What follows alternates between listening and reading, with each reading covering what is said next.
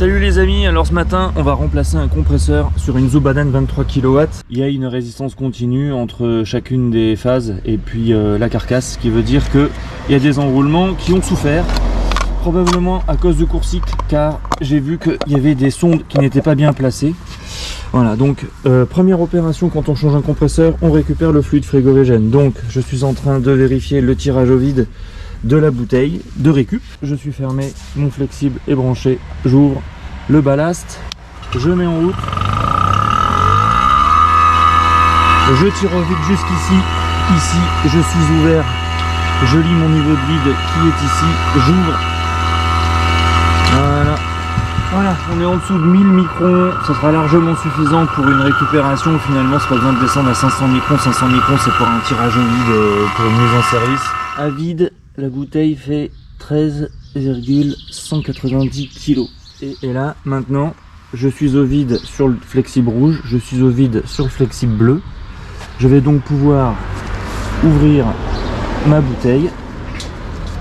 Le constructeur me dit qu'il y a 7,1 kg de gaz dans cette machine.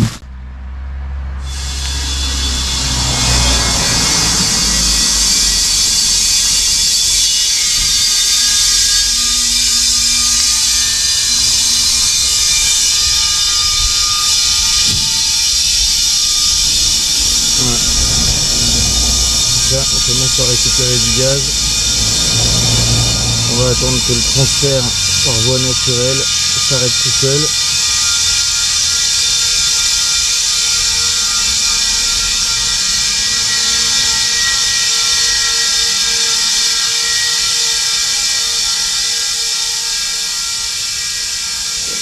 Ah bah dis donc, 7 kg, ça va prendre du temps. Hein. Voilà, donc là on vient de mettre en route la station de récupération, donc le fluide frigorigène recover, comme récupération en anglais. Et voilà, on est en train de transférer gentiment le fluide frigorigène. Donc là on est à 1,6 kg. Ça c'est la pression qui est en train de lire cet appareil. Donc on voit qu'elle baisse, qu'on arrive à 0. Voilà, je sais pas combien de temps ça fait, là peut-être 15-20 minutes. On a récupéré 6,57 kg pour l'instant, donc sur les 7,1 supposés à l'intérieur. Comme il y a déjà eu un changement de compresseur sur cette machine, il faudrait être sûr qu'ils ont rechargé 7,1 kg. Donc là on va relancer la station de récup. Ça redescend très vite. Là on va récupérer quelques dizaines de grammes supplémentaires.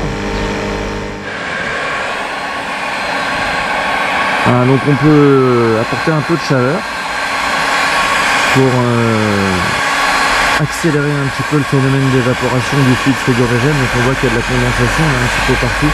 Pas chauffer trop fort, hein. Faut chauffer de loin. Et voilà, la station de récup vient de s'arrêter. On a récupéré 7 kg et 30 grammes. Donc là maintenant on va injecter un petit peu d'azote le temps d'aller déjeuner pour pas laisser la machine comme ça, on est quasiment au vide là. Donc là on est à moins 0,6. Voilà, on remonte. On va pas injecter beaucoup, hein, on va injecter un bar.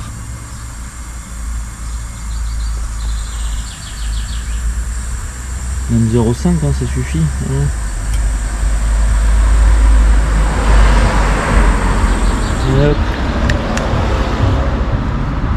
Et voilà. Alors nous voilà de retour. Donc j'ai enlevé le calorifuge du compresseur. J'ai débranché les câbles en notant bien les différentes couleurs de connexion. J'ai enlevé la sonde haute de température du compresseur et celle qui était sur le tube liquide. J'ai retiré les câbles ici que j'ai rislané là-haut pour pas qu'ils me gênent.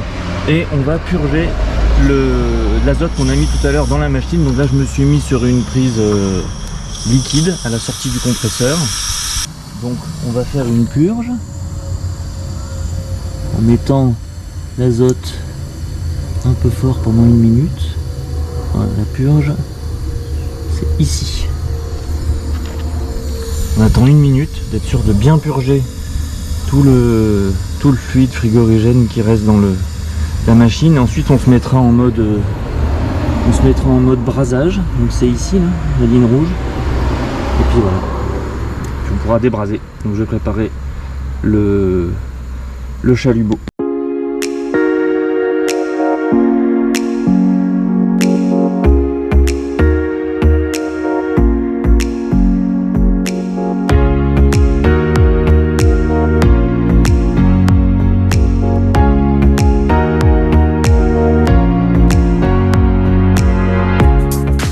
Donc ça c'est la liaison gaz, ça c'est la liaison liquide, ça c'est la réinjection des gaz chauds. Donc là maintenant j'ai déposé le compresseur et ce qu'on va faire c'est qu'on va gratter les tubes pour pouvoir les emmancher dans le nouveau compresseur. On rebrase tout ça sous azote également et c'est bon.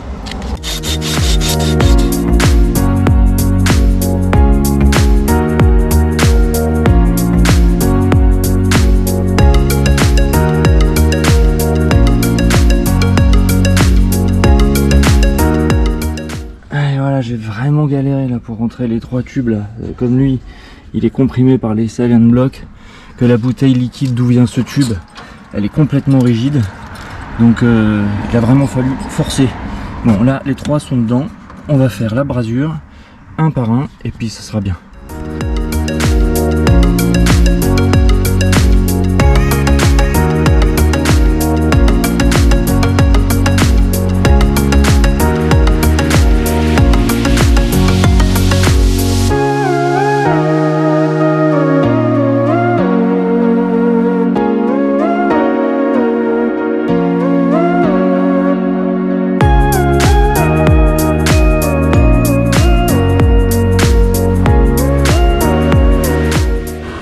Voilà, donc là ça se met en place. J'ai changé la carte commande et la carte de puissance qui était tout au fond, donc ça c'était un sacré boulot. Là je suis en train de tirer au vide, le mano me dit 650 microns. Alors il y a un peu d'huile, il y a un peu de contaminant, donc c'est pas évident. Je vais vous montrer comment on fait pour tester un compresseur. Donc celui que j'ai changé avait 470 ohms entre chacun de ses enroulements et la carcasse, et ce qu'on cherche à atteindre, eh ben, c'est ça, c'est-à-dire open line entre la carcasse et l'ensemble des enroulements. Ce compresseur est en bon état évidemment, il est neuf. Et chacun des enroulements, comme c'est du tri là, donc ils doivent tous faire la même résistance au continu, 0,37, 0,37 et 0,36, 5, ouais ça dépend de la température. Allez, c'est bon. Voilà, on est de retour. Alors je n'ai pas pu terminer l'installation hier parce que il y avait trop de trucs à faire. La machine était en mode secours. Il y avait tous les deep switch à reconfigurer dedans. Il y avait le thermostat sans fil à rebrancher. Donc j'ai préféré remettre la mise en route à aujourd'hui. Donc là je viens de mettre la machine en route. Donc on a une sonde sur le soufflage, une sonde sur l'aspiration. Donc là ça nous donne un delta T de 7,7 degrés. Donc on aspire l'air à 24 degrés, on le crache à 16,6. Donc ça veut dire que la pompe à chaleur marche très bien, hein. Donc elle prend des calories. Voilà, donc on a 45 degrés sur le départ et 38 sur le retour environ. Donc là on est sur la boucle primaire. Elle est réparée cette machine, impeccable. Donc là quand je lis le paramètre de fonctionnement 540, donc c'est le débit en litres minute, il me donne 45, et quand je fais le calcul de la puissance calorifique, je trouve 23 kg, ce qui est la puissance nominale de la machine. Puisque j'ai le delta T, j'ai le débit en litres minute, et ben donc je peux connaître ma puissance. Donc là la machine elle crache 23 kW et ça monte très vite en température. Là franchement c'est impressionnant, à 23 kW ce que ça envoie. Voilà, c'est du bon boulot ça. Allez, je vous dis à bientôt sur la prochaine vidéo. N'oubliez pas de vous abonner, n'oubliez pas de liker. Salut!